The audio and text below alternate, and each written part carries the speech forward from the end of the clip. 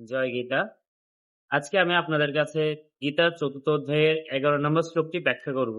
কারণ এই শ্লোকটি একটি অত্যন্ত গুরুত্বপূর্ণ শ্লোক। যে শ্লোকের মাধ্যমে ভগবান শ্রীকৃষ্ণ আমাদেরকে সবাইকে গীতা সম্পর্কে তার ভগবানের সাথে আমাদের কিভাবে সম্পর্ক সেটি বুঝিয়েছে। দেখুন, আপনি তো ভগবানের ভজনা করছেন, কিন্তু ভগবান আপনাকে কিভাবে সন্তুষ্ট করবে, কি প্রদান করবে সেটি কিন্তু ভগবান নিজে থেকেই বলে দিচ্ছে। গীতার ১১ নম্বর শ্লোকেই বলে দিচ্ছে। এটা কি আপনি জানেন? প্রথমে আপনার কাছে শ্লোকটি ব্যাখ্যা করতেছি।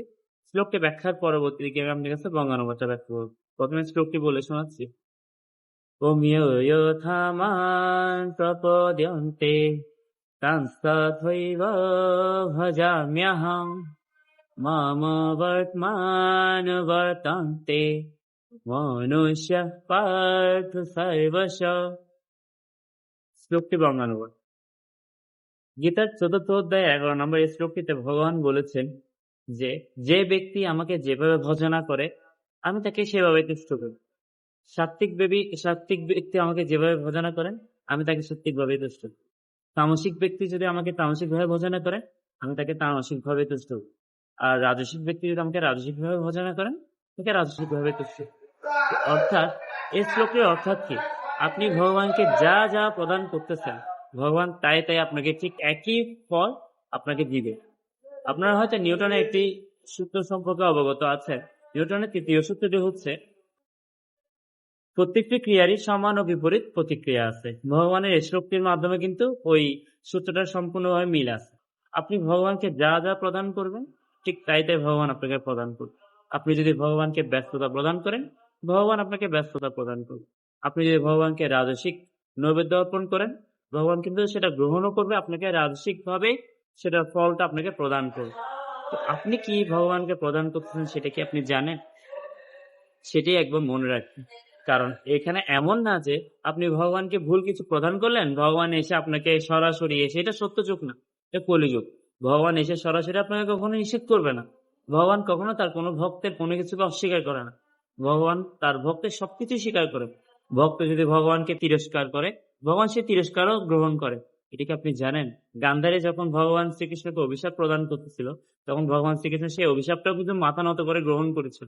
উনি চাইলে সেটি গ্রহণ না করে পারত, সেটা কিন্তু গান্ধারীরই কর্মফল। কিন্তু তারপরে তিনি ভক্তের ওই অভিশাপটা গ্রহণ করেছিলেন।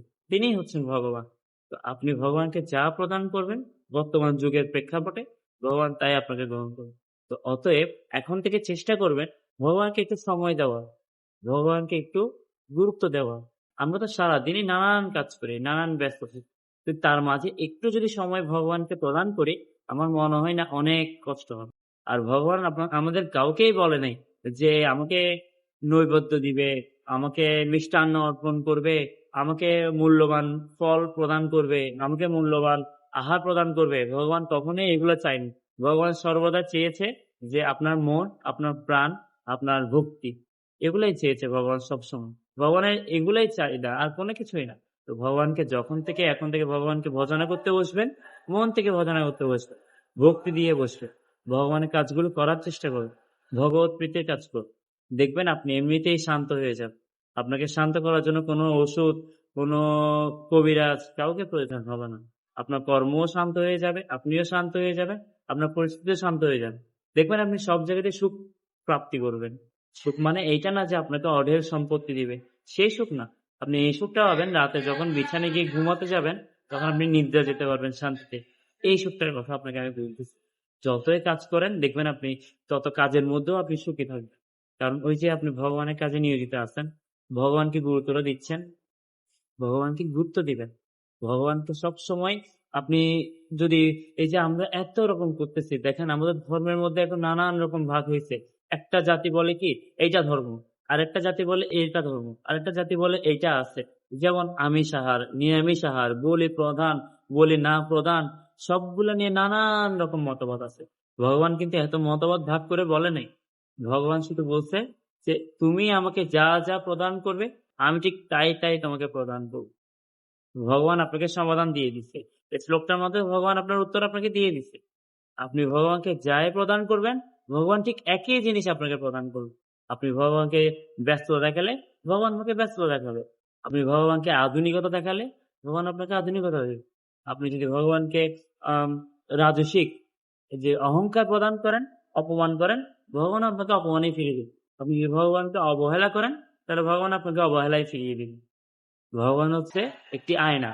আয়নার মধ্যে আপনি যেমন, তেমনটাই আপনাকে যেভাবে দেখাবে, ঠিক আপনি ভগবানকে যাই যাই প্রদান করবেন তাই দিয়ে আপনাকে ভগবান তাই দয়া করে ভগবানকে ব্যস্ত দেখাবেন না। দেখেন উনি কিন্তু ভগবান, উনি কিন্তু সবার থেকে বেশি ব্যস্ত। তাই ওনাকে ব্যস্ত দেখাবেন না। ভক্তি সহকারে ওনাকে ডাকুন, কাজ করুন। কাজ করতে করতে ওনাকে স্মরণ করুন। যেখানে কাজ করেন না কেন, কাজ করতে করতে স্মরণ করুন। তাহলে দেখবেন উনি সবসময় আপনার সহায় থাকবে। আপনাদেরকে একটা সাধারণ উদাহরণ দিই। একটি শ্রেণীকক্ষে যদি একটি শিক্ষক থাকে, তো সেই শ্রেণীকক্ষে কিছু ছাত্রছাত্রী যদি সেই শিক্ষককে সম্মান না করে, সেই শিক্ষককে যদি গুরুত্ব না দেয়, এমনিতে ক্লাসে আসে আর যায়, কিন্তু শিক্ষককে গুরুত্ব দেয় না। একদিন যদি সেই ছাত্রছাত্রীরা যদি বিপদে পড়ে, তখন যদি সেই শিক্ষক তাদের বিপদের সময় এখানে উপস্থিত থাকে, তখন যদি সেই ছাত্রছাত্রীরা শিক্ষককে বলে যে সেই শিক্ষক আমাদেরকে সাহায্য করুন, তখন শিক্ষক কি তাদেরকে গুরুত্ব সহকারে সাহায্য করতে পারবে? সেটি মনে রাখবেন। কখনোই পারবেন না। তার গুরুত্ব কখনোই হবে না। তো সেরকম আপনি আপনার ভগবানকেও গুরুত্ব সহকারে দেখুন, ধর্মকে ধারণ করুন। ধর্ম হচ্ছে পবিত্র একটি বিষয়। ধর্ম কোনো পুঁথিগত নিয়ম না। ধর্ম হচ্ছে পবিত্রতা। তাই ধর্মকে ধারণ করুন, পবিত্রতা রক্ষা করুন, আর ভগবত প্রীতির জন্য কাজ করুন। আর সুগতি শ্লোকটি সম্পর্কে বাস্তবিক তথ্য আপনাদের সামনে তুলে ধরতে পেরেছি, কারণ আমাদের একই সমস্যার বাস্তবিক তথ্য আমরা বুঝতে পারি না। গীতা পড়ি, গীতা শ্লোক পড়ি, কিন্তু বাস্তবিক তথ্য বুঝতে পারি না। বাস্তবিক তথ্য তুলে ধরতে পেরেছি।